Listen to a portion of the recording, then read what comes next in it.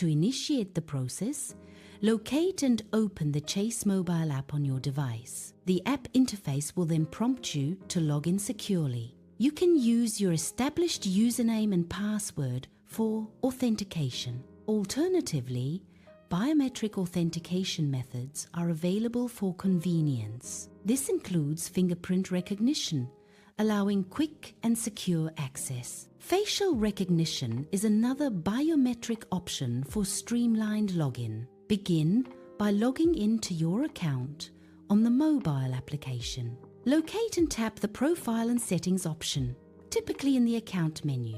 This option is often positioned in the top left or top right corner of the screen. From the subsequent menu, select Manage Accounts or Add Account. This action allows you to proceed with adding a new financial instrument. To add a new credit card, select the Add a Credit Card option from the menu. Input the credit card number, expiration date, and the security code CVV accurately. Complete any required identity verification, such as entering a code sent via text or email. Upon successful verification, the newly added card will appear in your account's list of payment methods.